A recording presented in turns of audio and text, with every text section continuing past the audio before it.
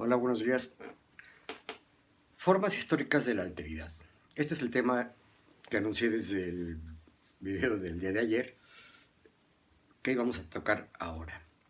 ¿Por qué formas históricas de la alteridad? Para tratar de explicar a la comunidad involucrada en la educación especial, allá a finales de los 80s, para explicarles a ellos que es muy importante la conciencia social, que la gran problemática a la que se enfrentan, las grandes dificultades a las que se enfrentan, pues no solo los educandos especiales, sino también pues toda la población que de alguna manera tiene alguna, decíamos, alguna característica que lo hace diferente a la normalidad. Cuando estas características sobre todo son deficitarias, es decir, cuando están aproximándose en algún rasgo de sus personas, de su organismo, de su psiquis, cuando se acercan a la subnormalidad.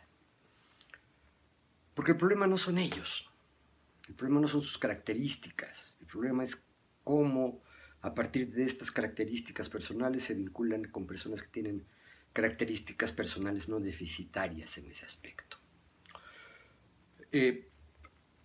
Tal vez antes de entrar incluso a las formas históricas de alteridad, otro preámbulo, otro planteamiento introductorio, digamos, que nos permita entender mejor cómo y por qué es importante conocer la historia de cómo se han llevado los normales con los no normales y qué es lo que define esa normalidad.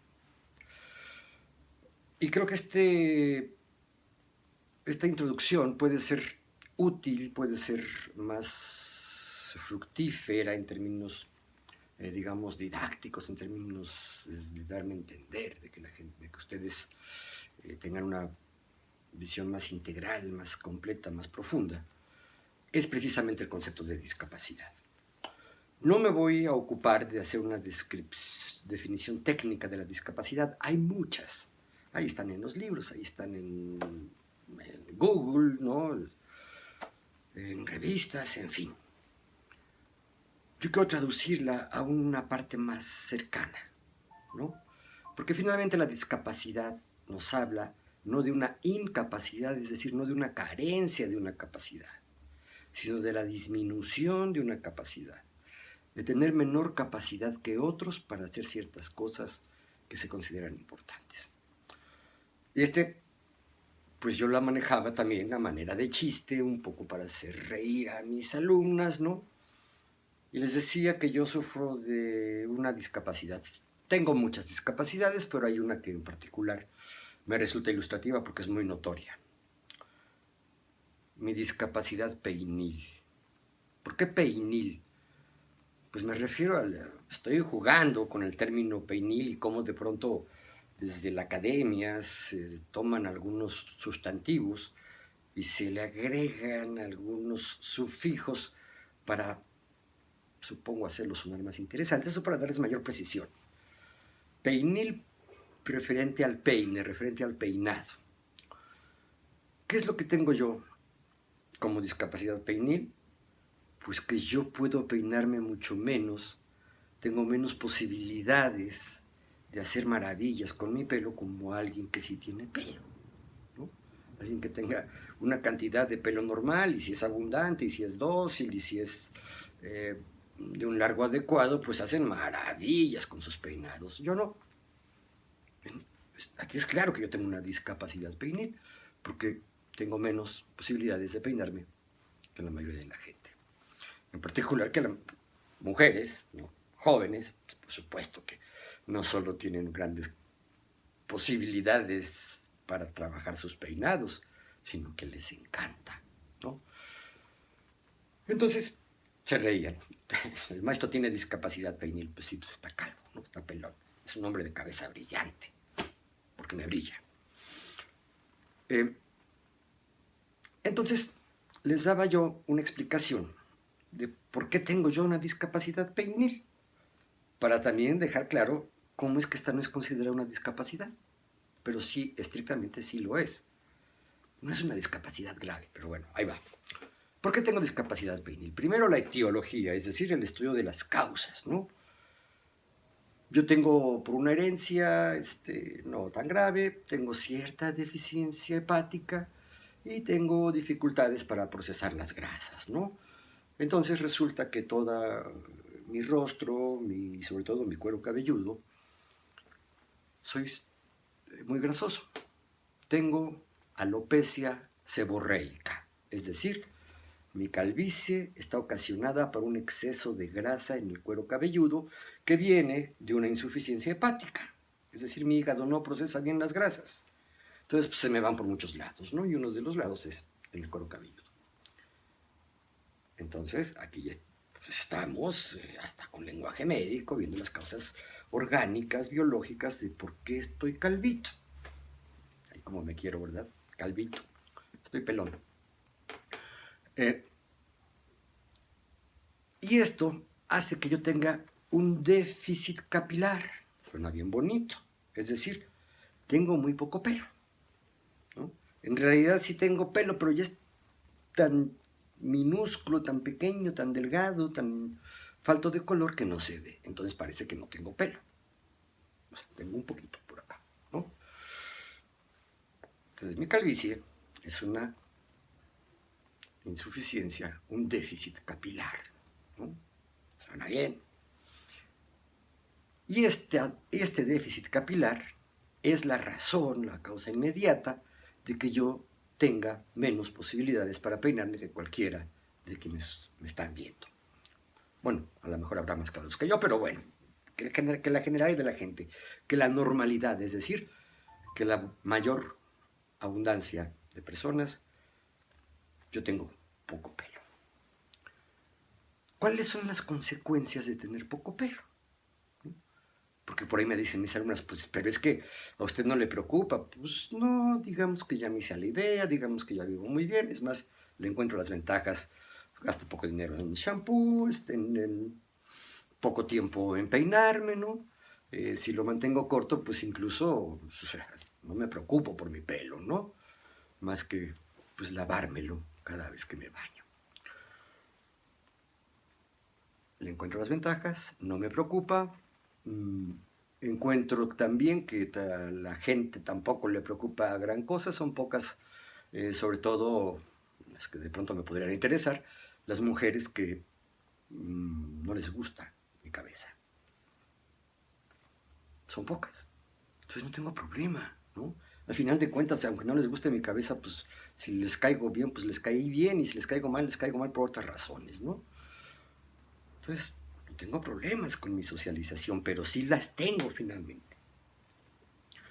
En la escuela donde yo trabajaba, como en todas las escuelas, hay un espacio donde uno puede salir, tomar el sol, platicar bajo la luz del sol, ¿no? Y esa es una de las actividades que me encantaban, que me agradaban mucho. Platicar con mis alumnas, echar chisme, echar relajo, en lo que vendría a ser el patio, una explanada, el estacionamiento, en fin, al aire libre, ¿no? Y hay momentos en que la radiación solar es intensa y ya sabemos que una insolación excesiva puede generar problemas de piel muy severos, ¿no? Hasta mortales. Y les decía yo a mis alumnas, no tengo problemas, yo no puedo ponerme a platicar con ustedes en el estacionamiento porque, y les mostraba yo mis lunares, ¿no? Me puede ir la vida, ¿no? Alguno de estos lunares puede convertirse en un cáncer de piel, ¿no? En un melanoma, no sé cómo se llaman estos cánceres terribles de piel que son sumamente agresivos. Entonces yo debo de cuidarme, entonces yo ya tengo una limitación para socializar en un ámbito. Nada grave, porque si no platico con ustedes afuera del edificio, pues platico con ustedes dentro del edificio, ¿no? O bien me voy a la sombrita, o bien me pongo una cachucha, ¿no? Ahí está, ya ve, porque no es una discapacidad, es que esta descripción tiene todos los elementos teóricos y de criterio que definen a la discapacidad. Tengo una capacidad menor para peinarme, y esta capacidad menor para peinarme también tiene que ver con una limitación en mi socialización. No me afecta mayormente. Me afectó tal vez cuando yo a los 20 y tantos años me doy cuenta de que ya mi raya en medio se convirtió en franja en medio, ¿no? Y ahora ya es toda una superficie, ¿no? Me adapté, me acostumbré, como lo hacen muchas personas con discapacidades más serias, más comprometedoras. En mi caso no es así. Pero el concepto se aplica perfectamente a mi discapacidad peinil, ¿no? Y con esto yo les explicaba que era la discapacidad, que el problema no estaba tanto en que yo haya perdido pelo, el problema no está tanto en que yo tenga una deficiencia hepática que no me permita procesar las grasas, sino el problema está a la hora de interactuar con los demás. ¿Sí? Y este es el problema de la famosa discapacidad. En fin. Entonces lo que yo quiero destacar con esta introducción a la discapacidad es que, contrariamente a lo que dice algunos de los enfoques de la educación especial, que fue el enfoque que estuvo en boga hasta los años 70, que la discapacidad era un problema prácticamente orgánico y médico y que se requería de terapia y de rehabilitación e incluso de hacer lo posible para normalizar a la persona que se le llamaba atípico en ese entonces. Y evidentemente estas estrategias eran muy complicadas, ¿no? Les pongo los ejemplos, ¿no? Que el ciego no parezca ciego, entonces que si se le van los ojitos chuecos, que se pongan los lentes oscuros, que camine la medida de lo posible con el bastón blanco o con la ayuda de un perro lazarillo, para que la gente no se altere mucho, ni a veces ni se dé cuenta siquiera que es ciego, ¿no? Lo mismo pasaba con el sordo, que el sordo se oralice, es decir, que aprenda la lectura labiofacial y que aprenda a pronunciar. A eso le llamaban la oralización, es decir, que se comunique como se comunican los normales. Cuando yo entré a la normal de especialización, empezaba esta pugna entre los oralistas y oralistas que tenían posturas radicales, algunos de ellos que decían que estaban prohibidísimos los gestos, los ademanes, las señas, para que el sordo aprenda a hablar. Era muy difícil. Algunos lo lograban, muy pocos lo lograban, y la mayoría lo lograban mal, o algunos de plano no lo lograban, ¿no? O bien, que el niño que tiene una parálisis cerebral, que tiene un problema en la columna vertebral, o que tiene algún asunto con los ligamentos, con los músculos, pues tendría que ser estimulado de distintas maneras y tener un mobiliario específico para que lograra, y así decían los protocolos de atención, para que lograra la postura de atención normal en el aula. ¿Lo lograban o no lo lograban? Es muy complicado poderlo decir. Y, por supuesto, en el campo, por ejemplo, de los problemas de audición, existía también la idea de que la otra postura, de que la gente se comunicara como pudiera, ¿no? Entonces estaba muy de moda, era una vertiente que chocaba con la vertiente oficial, que hablaba de la filosofía de la comunicación total. ¿Por qué comunicación total? Porque decían, es que el educando, el sordo, debe de utilizar cualquier recurso que le permita comunicarse, y eso a mí me parecía maravilloso. Pero yo no soy especialista, yo no soy de ese ámbito, pues no me hacían mucho caso. Entonces, decía yo que esta idea de la normalización, pues parte de un concepto de lo normal. Pero este concepto de lo normal cambia y varía a través del tiempo, ¿sí? Entonces, para hacerles entender que el problema es social, me pareció que era ilustrativo hablar en términos históricos. Es decir, ponernos a pensar, ponernos a investigar cómo era considerada la normalidad y cuál era el criterio que definía esa normalidad en distintas etapas históricas. Y de ahí es que yo me pongo a trabajar estas formas históricas de la alteridad, es decir, cómo se han llevado los normales con los no normales y por qué se autocalifican como normales en distintas épocas históricas. Incluso esta terminología pues es contemporánea, ¿no? Esta terminología no existía, ¿qué les digo yo? A principios del siglo XX, siglo XIX y de ahí para atrás, pues para nada, ¿no? Pero sí existía esta tipología que podemos hacer ahora entre la sociedad normal y los grupos no normales. Entonces, pues yo recurrí a estas formas de investigación, le voy a poner comillas a esta palabra investigación, porque yo en realidad desde muy joven hacía interpretación de la información que llegaba a mí y no hacía investigaciones formales, de acuerdo a un protocolo rígido, no, yo era mucho más libre en ese sentido. Y creo que llego a cosas interesantes, fructíferas, y se las expongo en los minutos que queden de este video.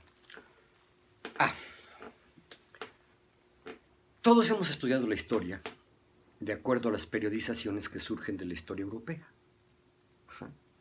Como Europa conquista el mundo entero, y esto sucede, ya sabemos, entre los siglos XIV, XV y hasta el siglo XIX incluso, son países europeos los que exploran, conquistan y colonizan al mundo entero y difunden hasta sus idiomas, ¿no? Hoy sabemos que después del mandarín, que incluso la misma China fue colonizada por Inglaterra, básicamente, pero bueno, ahí sí el mandarín es el idioma que más se habla. Todos los demás idiomas que se hablan mayoritariamente en el mundo son de origen europeo, son el español, el inglés, el italiano, el portugués. El árabe tal vez por ahí compita con alguno de estos, pero bueno. Si estamos en el mundo occidental, si estamos acostumbrados a leer la historia de acuerdo a las periodizaciones que hay de la historia europea. Más o menos nos coinciden, pero es lo que mejor conocemos, ¿no?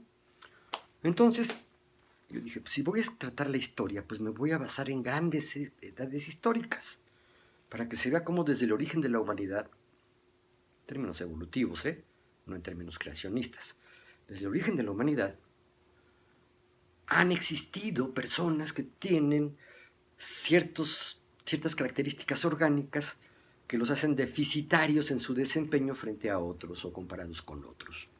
Y también hay personas que tienen más, ¿no? Muy dotados físicamente, de gran visión, de gran audio, qué sé yo.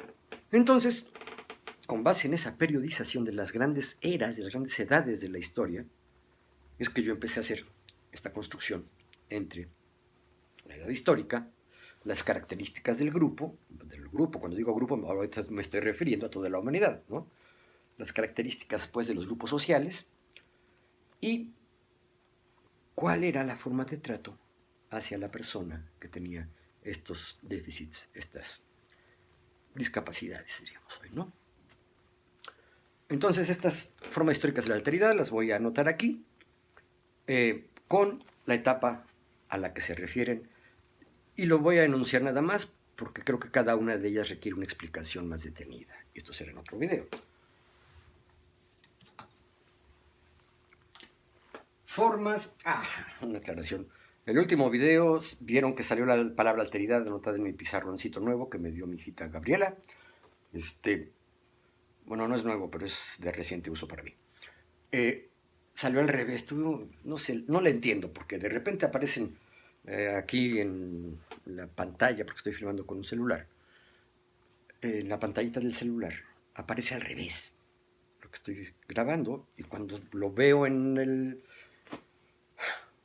ya en el video subido aparece derecho. Entonces, bueno, lo voy a escribir derecho a riesgo de que ya cuando se sube el video aparezca al revés. No sé, ojalá no suceda, pero bueno, lo voy a anotar como se debe de anotar.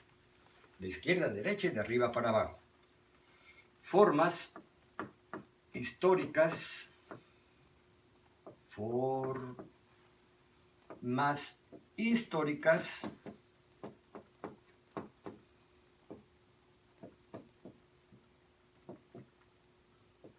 que yo escribo, ¿verdad? Es otra discapacidad.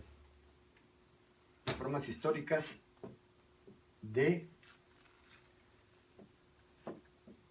la alteridad.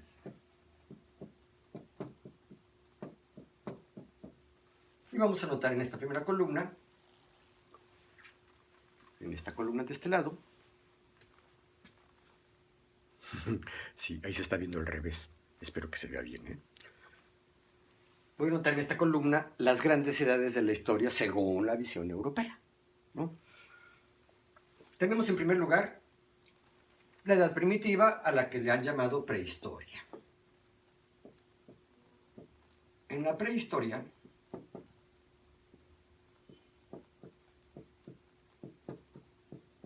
estamos hablando del hombre de las cavernas antes de la creación de la escritura. Esta es una visión muy culturalista, pero es que la creación de la escritura coincide, más o menos, con ya los asentamientos humanos fijos, con la urbanización. Y también con el desarrollo ya de la tecnología basada en el trabajo de metales, en la elaboración de herramientas con metales más resistentes como el bronce, por ejemplo, ¿no? La edad de bronce se habla de ella. Y por supuesto esto desde la aparición del Homo sapiens sapiens, hoy se habla que esta aparición sucedió hace más de 200.000 años. Cuando yo empecé a trabajar esto, los paleontólogos decían que tenía 80.000 años. Bueno, eso no importa. Pero vean el periodo de tiempo, ¿no? Si la civilización se reconoce que los primeros vestigios de grandes urbes creadas por el hombre ya no primitivo tienen 10.000 años, si se reconoce que la escritura ya como tal tendrá alrededor de 5.000 años, piensen que todos los 195.000 o 190.000 años anteriores fueron del hombre primitivo, ¿no? Es una cantidad de tiempo que nos cuesta trabajo imaginar. En fin, entonces en la prehistoria, le sigue a la prehistoria la edad antigua o la antigüedad.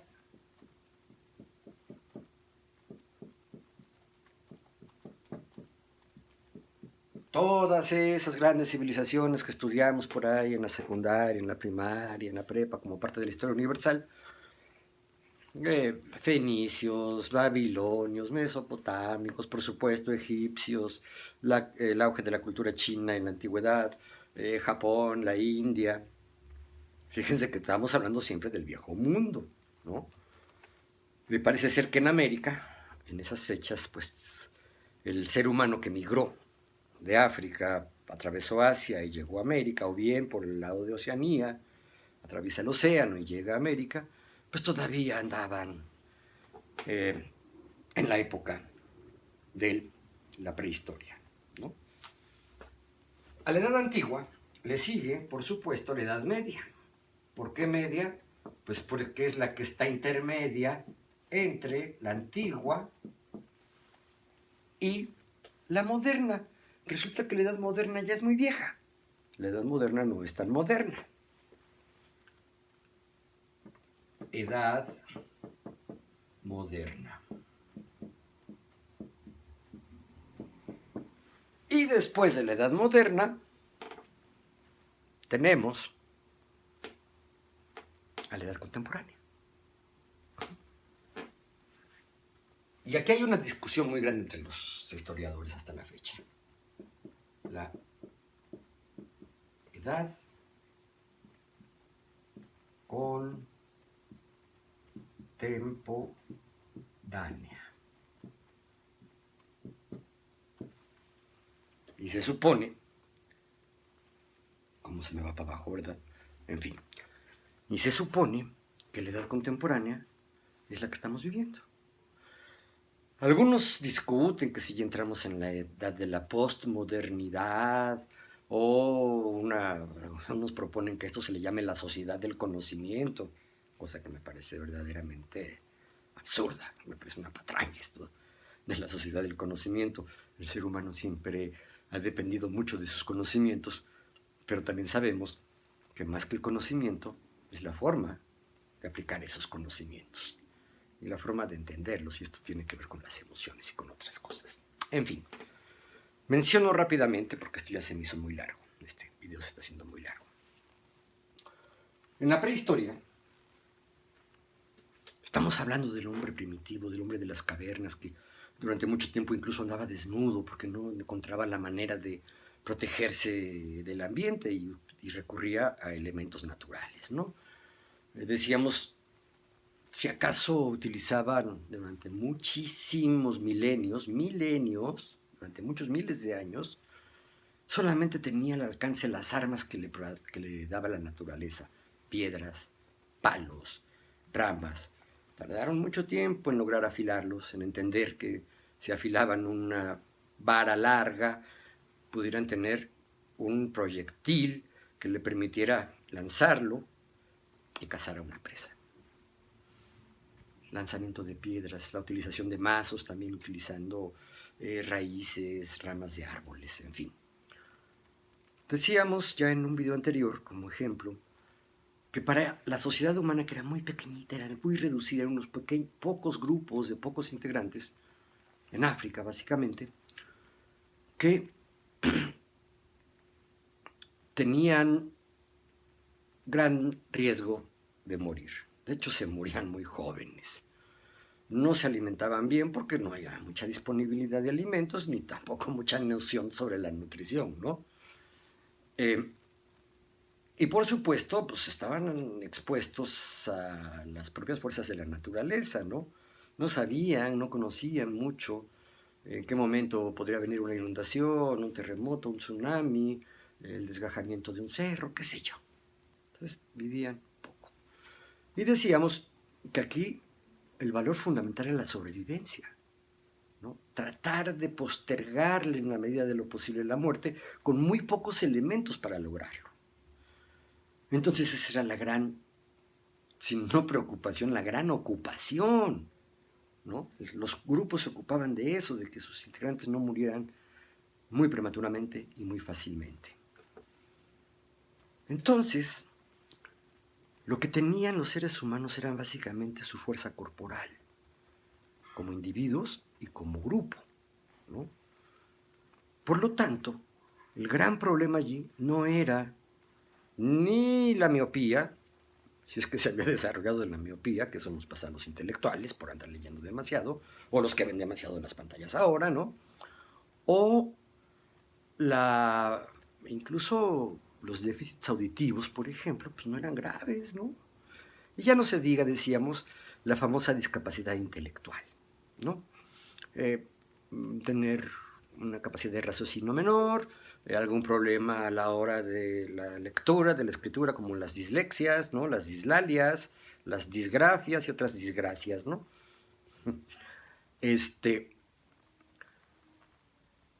No eran tan graves, ¿no? La grave era la discapacidad física corporal, más bien la discapacidad de algún rasgo del cuerpo, de alguna parte del organismo.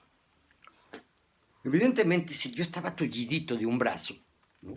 Estaba muy limitado para la fabricación y la utilización de las poquitas armas que podrían ser defensivas. Si había que huir de un ataque de lobos, y yo tenía una patita mal, por lo que quieran, porque nací poliomielítico, hubo una deformación en el desarrollo de ese individuo y pues les nacieron unas patitas disparejas, una más corta, las piernitas, perdón, una más corta que otra. Pues el grupo corre, ¿no? Y corre a la velocidad que pueda correr, y como pues no tiene con qué, corre más lento, ¿y qué creen que le pasaba? Se lo comía el lobo, ¿no? Entonces, había en esas fechas el trato de estos normales, los normales son gente con todas sus capacidades corporales,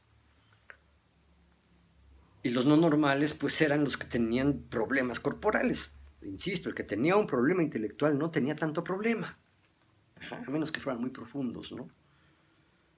Porque pues bastaba con ver al grupo correr y yo corría con ellos, ¿no? No había que pensarle mucho. Pero si no corrían bien, pues insisto, lo más seguro era que fallecieran. Entonces, ¿qué se hacía con esa diferencia? ¿Qué se hacía? Pues que la diferencia desaparecía porque desaparecía prontamente el sujeto que portaba esa diferencia. Incluso se practicaba, hay noticias, de que se practicaba el infanticidio de los niños que nacían muy malitos, evidentemente, ¿no? Se inmolaban a algún dios frente a un tótem, se les abandonaba a las orillas de los campos, de los ríos, porque pues no eran viables, ¿no? Entonces la forma de alteridad, la forma histórica de la alteridad, la forma histórica de la alteridad en la prehistoria es una a la que yo le llamé la eliminación física. Es decir, que se desaparecía físicamente, materialmente, la diferencia. Pero no solo la diferencia, al diferente se le desaparecía. ¿Qué significa esto? Pues la muerte, ¿no? A eso me refiero cuando digo desaparición física. ¿De qué? De la diferencia. ¿Sí? No es tanto con la persona, sino con la diferencia. Lo veremos en esta sucesión. Bueno, el ser humano se civiliza, surgen las grandes civilizaciones y sobre todo los de la antigüedad clásica. Una aclaración. ¿Qué tiene que ver la edad antigua con la antigüedad? Pues nada, es una contracción de la palabra, ¿sí? Antigüedad es lo mismo que la edad antigua. El medioevo es lo mismo que la edad media. La modernidad es lo mismo que la edad moderna. Y la contemporaneidad es lo mismo que la edad contemporánea. Bueno, en la antigüedad clásica, pues ya sabemos que son dos básicamente las que quedaron, las civilizaciones que quedan como la antigüedad clásica: Grecia y Roma. Ahí también se practica la eliminación física, pero intencional. Esta eliminación física era accidental, es decir, era imprevista, no puede ser de otra manera. La gente no mataba precisamente, sino que simplemente se le dejaba morir a la persona que tenía alguna discapacidad física. En la edad antigua ya hay una política de Estado y se convierte en una costumbre, incluso un valor moral, la eliminación física del discapacitado. Hay dos datos que voy a abordar más adelante, en otro video, sobre el monte Taygeto y la roca Tarpeya, ¿no? Donde se arrojaba no solo al maloso, no solo al delincuente, sino también al deforme. Hay muchos ejemplos de cómo era una política del Estado. Estaba en las leyes y era una buena costumbre deshacerse de las personas con discapacidad. Entonces estamos hablando también de una eliminación física, pero aquí ya es una eliminación física intencional.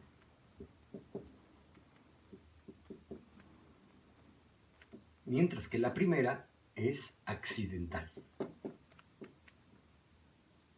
Accidental. Bueno, ahí dice accidental.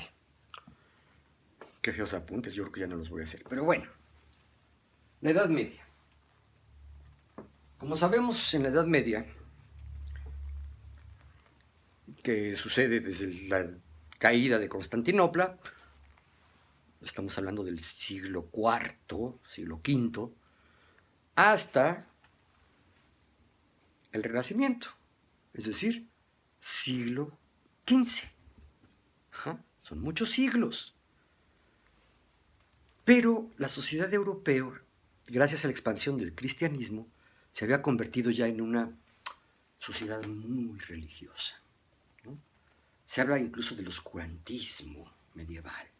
Existía la Edad Media, después del esplendor del Imperio Romano y su gran expansión, la sociedad se contrae, se va a vivir a feudos, ¿no?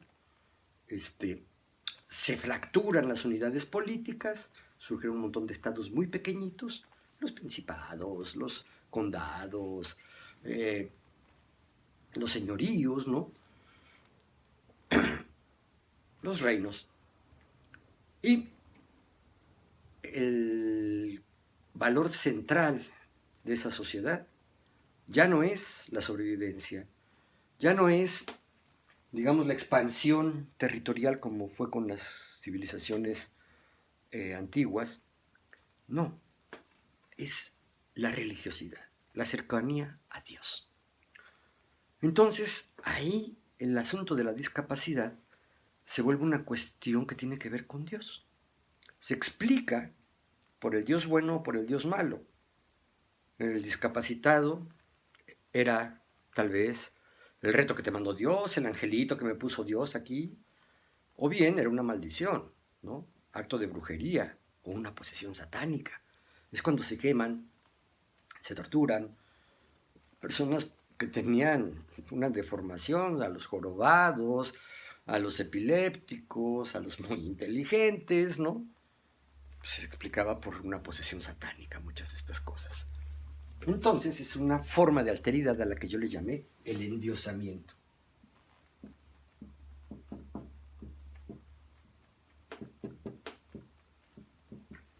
El endiosamiento en sus versiones positiva y negativa. La positiva le atribuye al Dios bueno, al Dios positivo, la aparición y el destino de las personas con discapacidad. Y la negativa es la que lo explica por una deidad mala, ¿no? Que puede ser Luzbel, o algunas de las formas heréticas, ¿no? de prácticas mágicas, la brujería, el mal de ojo, qué sé yo. Pero llega la Edad Moderna, y la Edad Moderna llega acompañada del desarrollo de la filosofía, la expansión de los sistemas educativos y, por supuesto, del capitalismo industrial y la urbanización de las sociedades en Europa, donde ya se empiezan a preguntar qué pasa con las personas con discapacidad, por qué existen, qué se puede hacer con ellas. Aquí hay un caso muy interesante sobre el niño de Aveirón, donde se supone que se origina la educación especial. Esto sucede a finales del siglo XVIII en Francia, pero ya desde antes había preguntas, ¿no? ¿Cómo ven los ciegos? ¿Cómo piensan los sordos? ¿Cómo puede actuar alguien que tiene problemas en la movilidad? Que no puede, por decir algo, tener una parálisis facial, ¿no? O una deformación facial fuerte. ¿Qué sucede con los de labio leporino, los de labio paladar hendido? En fin, viene una parte a la que yo le llamo la reflexión cognoscitiva, porque ya la sociedad normal ya no deja morir, ya no los mata, ya no los condena, ya no los endiosa ni los condena por demoníacos, sino que ya se empieza a preguntar qué pasa con ellas. Entonces yo le llamé, es un nombre feo, no me gusta ahora, pero bueno, así dice en el artículo, la reflexión cognoscitiva, es decir, hay que conocerlos, vamos a pensar qué sucede con ellos, ¿sí? Es decir, irrumpe la ciencia en el conocimiento, la interpretación y el tratamiento de las personas no normales. En esta seguimos, pero hay una derivación de ella que me parece que es la que nos debe de preocupar ahora, y es a la que yo le llamo la negación fallida. Porque al mismo tiempo de que se va desarrollando esta sociedad occidental, civilizada, de conocimientos, etc.,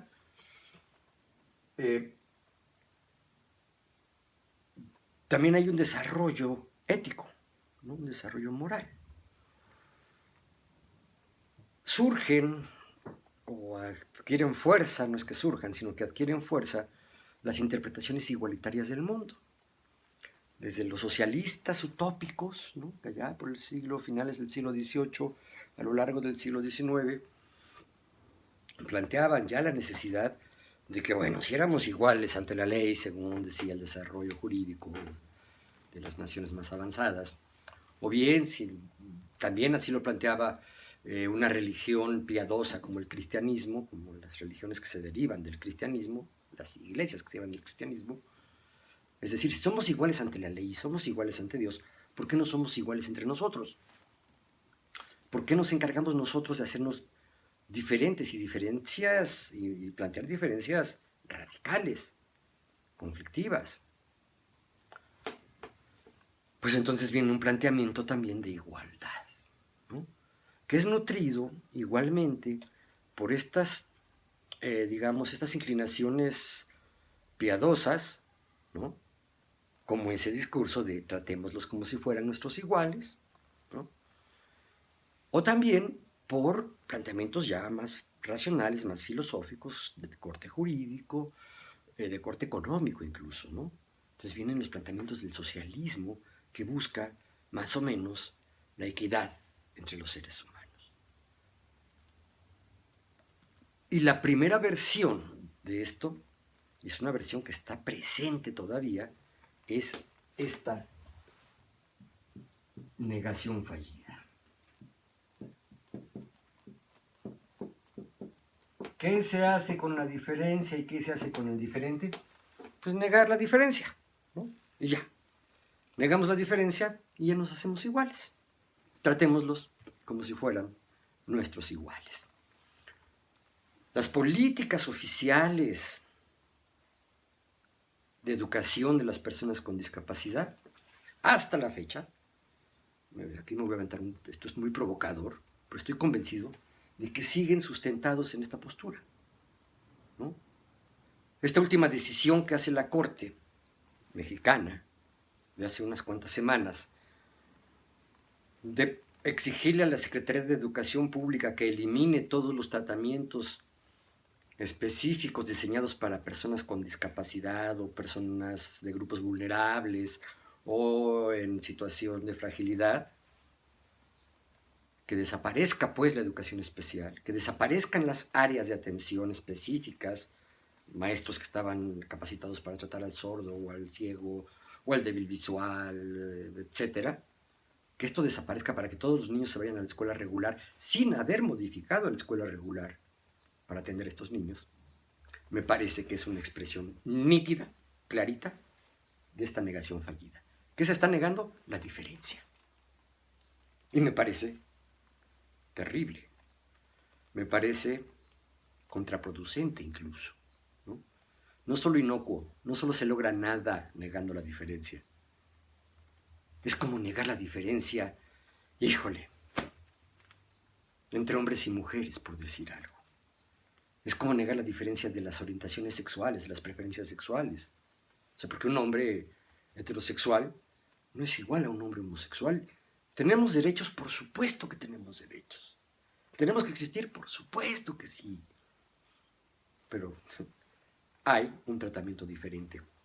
El feminismo ha sido ejemplar en este sentido. Los logros del feminismo van en ese sentido. Se trata de dar un tratamiento diferencial para más o menos lograr la equidad. Dentro de estas reflexiones que yo tenía hace 30 y tantos años, pues se me ocurrió una frase también que me pareció genial y que se las voy a dejar por aquí, se las voy a decir. Trato igual entre desiguales es profundamente injusto. Es decir, que para buscar la equidad, para buscar la igualdad, no quiero distinguir ahorita estos dos términos, tienes que tener un trato diferente hacia personas que son diferentes. Ejemplo bien sencillo. Si una persona tiene 5 pesos y la otra tiene 30 pesos, vamos a hacerlo más sencillo, una tiene 5 y otro tiene 10, y yo traigo 10 en la bolsa también, y quiero igualarlos, ¿qué hago? ¿Les doy 5 y 5? Para que uno llegue a 10 y el otro llegue a 15. Estoy generando más desigualdad, ¿no? Y por lo tanto, injusticia. ¿Qué tendría que hacer? Pues tal vez no darle nada a uno, ¿no?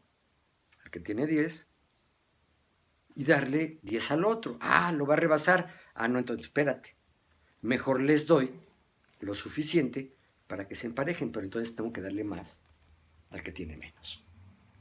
Y este es un principio de equidad fundamental, básico, que tristemente no alcanza todavía a imponerse como política pública en el ámbito de la educación e incluso en el ámbito de la salud. En fin, Ya me llevé 3/4 de hora con ustedes con esto. El planteamiento, como ven, es mucho más largo porque cada una de estas tiene sus recovecos y me gustaría platicárselas con recomendaciones, no de libros, no de mis videos, sino de películas.